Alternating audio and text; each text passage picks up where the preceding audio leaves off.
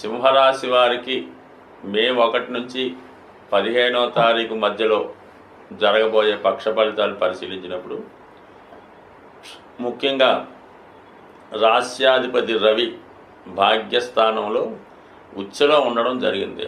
అంటే ఈ రాశి వారికి ఇంకొక 15 రోజుల పాటు ఎక్కడికి వెళ్ళినా మంచి ప్రజాదరణ, గుర్తింపు, గౌరవం లభిస్తుంది. వారిలో ఒక వ్యక్తిగతంగా హోదా పెరుగుతుంది. కాన్ఫిడెన్స్గా ఏ పనైనా పూర్తి చేయడం జరుగుతూ ఉంటుంది. మీరు చిన్నవారై ఉంటే, అంటే ఏ వయసులో ఉన్నా, మీ తండ్రి గారికి ఒక గొప్ప పదవి, హోదా లభించే అవకాశం ఉంది. అది ప్రభుత్వానికి సంబంధించిందై ఉంటుందన్నమాట. ఒక రాజకీయ పదవి కానీ, ఒక ప్రభుత్వ సర్వీసు, ప్రమోషన్ లాంటిది రావచ్చు. వ్యక్తిగతంగా మీకైనా, మీ సంతానానికైనా ఇటువంటి అభివృద్ధి రావడం జరుగుతుంది. అంటే మీ కుటుంబంలో మీ వారసుడికో, మీ పెద్దవారికో మంచి పొజిషన్లోకి వెళ్ళడం, అది మీకు గర్వకారణంగా ఉండడం జరుగుతుంది. దాని తర్వాత కుజుడు వ్యయస్థానంలో ఉన్నాడు. అంటే ఇక్కడ భాగ్యాధిపతి వ్యయస్థానంలో ఉన్నప్పుడు పుణ్యక్షేత్రాలు దర్శించడం, ఏదైనా దైవ కార్యక్రమానికి దేవాలయాలు బాగు చేయొచ్చు, ఎవరికన్నా భక్తులకి అన్నదానాలు చేయొచ్చు. ఈ విధంగా దేవాలయాలకి, భక్తికి సంబంధించిన విషయాల్లో ధనాన్ని డొనేట్గా చేయడం జరుగుతూ ఉంటుంది. పుణ్యక్షేత్రాలు దర్శిస్తారు. అలాగే ఏదైనా ఒక స్థిరాస్తి కొనుక్కునే ప్రయత్నం కూడా ఈ సమయంలో జరిగే అవకాశం ఉన్నది. అలాగే పిల్లల చదువుకు కానీ, ఏదైనా పెళ్ళిళ్ళకో దానికో స్వభావసిద్ధంగా రహస్యంగా మీరు కొంత డొనేట్ చేయడం జరుగుతుంది. మీకు ఏదో ఒక మంచి ఫలితం ఈ సమయంలో రావడం వల్ల మీ యొక్క ఫ్రెండ్స్కో, బంధువులందరికీ ఒక ఫంక్షన్ లాంటిదో, ఒక పార్టీ లాంటిదో ఇవ్వడం జరుగుతూ ఉంటుంది. ఇక చతుర్థాధిపతిగా వ్యయస్థానంలో ఉండడం వల్ల ఏదైనా వాహనం కానీ, స్థిరాస్తి కానీ, గృహం కానీ కొనుక్కునే ప్రయత్నం చేస్తారు. వాహనాలు లాంటివి రిపేర్ చేస్తారు. గృహాన్ని ఆధునీకరంగా మారుస్తారు. అలాగే మీ యొక్క బంధువులకి సహకారం జరుగుతుంది. ముఖ్యంగా మదర్ యొక్క ఆరోగ్య విషయంలో కొంత శ్రద్ధ తీసుకోవాల్సి ఉంటుంది. వారికి తగు విధమైనటువంటి వైద్య పరీక్షలో వైద్యాన్ని అందించవలసి ఉంటుంది. అంటే ఏదో విధంగా మీరు వైద్యశాలను కూడా సందర్శిస్తారు. ఈ రెండు మెయిన్ మీకు ఈ పక్షంలో ఈ కుజ గురువులిద్దరూ, సో కుజుడు, రవి, ఈ 2 గ్రహాలు మీకు ఒక మంచి ఫలితాన్ని ఇవ్వడానికి సిద్ధంగా ఉండడం జరుగుతుంది. ఇక గురువు మనకి దశమస్థాన సంచారం ఈ 15 రోజులు మాత్రమే ఉండడం జరుగుతుంది. ఇంకా మే 15 తర్వాత గురువు లాభస్థానంలోకి వచ్చాక ఇంకా సింహరాశి వారికి తిరిగే ఉండదు. కానీ ఈ 15 రోజుల్లో ఉద్యోగపరంగా తప్పనిసరిగా కొన్ని మార్పులు, అదనపు బాధ్యతలు లాంటివి, ఒకవేళ మీరేదన్నా ట్రాన్స్ఫర్ కోసం ప్రయత్నం చేస్తున్నా, ప్రమోషన్ కోసం ప్రయత్నం చేస్తున్నా, కొత్త ఉద్యోగానికి ప్రయత్నం చేస్తున్నా, ఇది కరెక్ట్ టైం మాట. ఎందుకంటే దశమాధిపతిగా ఉన్నటువంటి శుక్రుడు అష్టమాధిపతి గురువుతో పరివర్తన చెందాడు. ఈ పరివర్తన చెందడం వల్ల కంపల్సరీగా ట్రాన్స్ఫర్ కానీ, ప్రమోషన్ కానీ, సడన్గా ఉన్నత పదవి కానీ రావచ్చు. అంటే మీ పై అధికారి రిటైర్మెంట్ వల్ల, వాళ్ళు రాజీనామా చేయడం వల్ల ఆ పదవి మీకు రావచ్చు. అంటే దీని సింబాలిక్ ఏం చెప్తుంది, 15వ తారీఖు తర్వాత మళ్ళీ గురువు 11లోకి వస్తే ఆటోమేటిక్గా మీ ఆదాయం, మీ యొక్క హోదా, మీరు అనుకున్నవి జరుగుతాయి. కాబట్టి ఈ సమయంలోనే మీరు ఖచ్చితంగా మీ పదవిలో అభివృద్ధికి ప్రయత్నం చేస్తే 100% సక్సెస్ అయ్యే అవకాశం ఉంది. మరి ఈ సమయంలో కొంతమంది ఏదన్నా ఒక పెద్ద పరిశ్రమ, ఒక హోటలో, ఒక రైస్ మిల్లో ఏదన్నా ఒకటి ప్రారంభించాలనుకుంటే దానికి తగినటువంటి రుణ సౌకర్యం లభించే అవకాశం ఉంది. ఎందుకంటే అష్టమంలో ఉన్నటువంటి శుభగ్రహాలైనటువంటి శుక్ర, బుధులు, అలాగే శని, రాహు, ఇది పెద్ద పెద్ద ఇండస్ట్రీస్ ప్రారంభించడానికి అనుకూలంగా ఉంటుంది. సాఫ్ట్వేర్ రంగం వారికి, సినిమా పరిశ్రమ, రైల్వే, ఎయిర్లైన్స్ వాటికి చాలా అనుకూలంగా ఉంటుంది. సడన్గా ఒక గొప్ప మార్పు రావడం జరుగుతూ ఉంటుంది. ఈ శుక్రుడు అష్టమంలో ఉండడం వల్ల ఇది స్త్రీలకి చాలా అదృష్ట యోగాన్ని కలిగించే అవకాశం ఉంటుంది.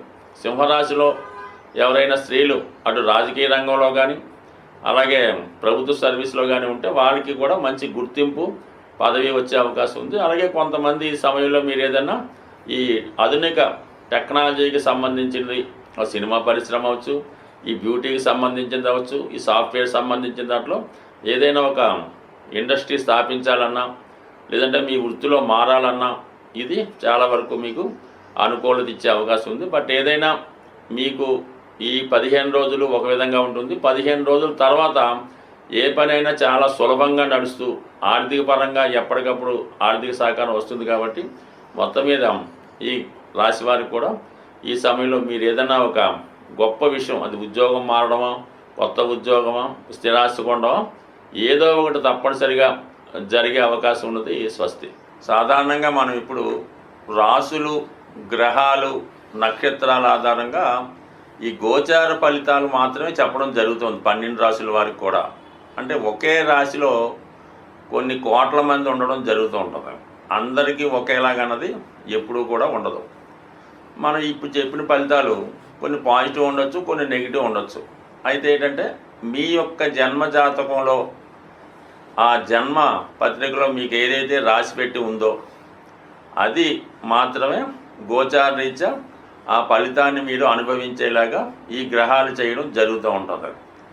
జాతకంలో లేనిది మనం ఎంత ప్రయత్నం చేసినా, గురువు ఎక్కడికి వచ్చినా కూడా జాతకంలో ఉంటేనే ఆ ఫలితం జరుగుతుంది.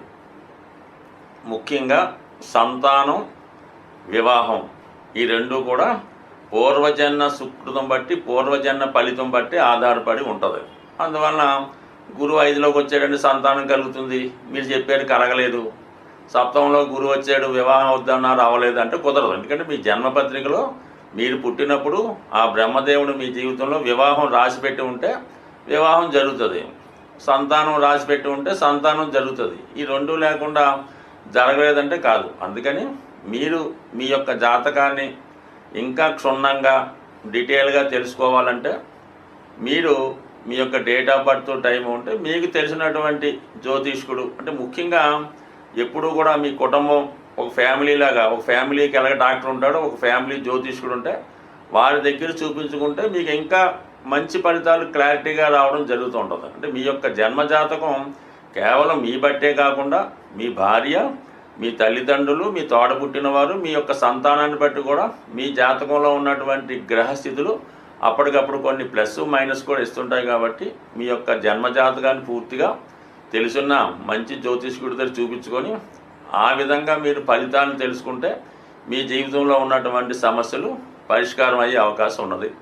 సో అలాగే ఏదన్నా జాతకంలో బలం పెరగాలంటే పుణ్య కార్యక్రమాల ద్వారా దైవ బలం పెంచుకునే అవకాశం ఉంది. అంటే ఎవరు ఎక్కువగా మనం దానం చేయడం వల్ల, ఇతరులకి సహాయం చేయడం వల్ల, వృద్ధులకి సహాయపడడం వల్ల మీ యొక్క పుణ్యఫలం పెరుగుతుంది. అంటే ఏదైనా అష్టమం అన్నది మన కష్టాలకు కారణం అవుతుంది. మనం చేసే ధర్మాల ద్వారా, డొనేషన్స్ ద్వారా కంపల్సరీగా మీ యొక్క అదృష్టం పెరుగుతూ ఉంటుంది. ధర్మం అది చేసేటప్పుడు కూడా అది ఊరిగా పెద్దగా మనం ఈ పేరు చెప్పుకొని పబ్లిక్గా ఇంత దానం చేసాం, ఈ పలానా గుడిలో ఒకసారి ఏం చేస్తుంటారంటే ఏదో ఫ్యాన్ ఒకటి వేస్తుంటారు, దానిపైన పలానా వాడు ధర్మం అని రాస్తారు, అంటే డొనేషన్ అని రాస్తారు. అలా చేయడం వల్ల ఇంకా ఎక్కువ పాపం కలిగే అవకాశం ఉంది. భగవంతుడు మనకి ఇచ్చాడు, భగవంతుడే మన ద్వారా చేయించుకుంటాడు, కానీ మనం భగవంతుడికి ఇవ్వడం అనేది ఎక్కడన్నా ఆశ్చర్యపదం. కాబట్టి అటువంటి ప్రయత్నాలు చేయకుండా సాధ్యమైనంత వరకు మీ యొక్క తాహతను బట్టి, మీ యొక్క స్థాయిని బట్టి కూడా ధర్మం చేయవలసి ఉంటుంది. లేనివాడు ₹1 ధర్మం చేసినా అది అతడి ఖాతాలో ధర్మ ఫలితం కలుగుతుంది. అయితే ఉన్నవాడు వాడి స్థాయిని బట్టి వాడు కూడా ₹1 చేస్తే వాడికి పెద్దగా ఫలితం రాదు, దానివల్ల ఉపయోగం కూడా లేదు. కాబట్టి ఏదైనా పని చేసినప్పుడు అది అవతల వాడికి ఉపయోగం ఉండాలి, అది మీ యొక్క స్థాయికి తగ్గట్టుగా ఉండడం జరుగుతుంది. అందుకే మొత్తం మీద ఎక్కువ ధర్మ కార్యక్రమాలు చేయడం వల్ల కంప్లీట్గా మీ యొక్క దోషాలు పరిహారం అవుతాయి. అలాగే మూగజీవులకు కూడా సాధ్యమైనంత వరకు సేవ చేయడం అన్నది మంచిది. స్వస్తి.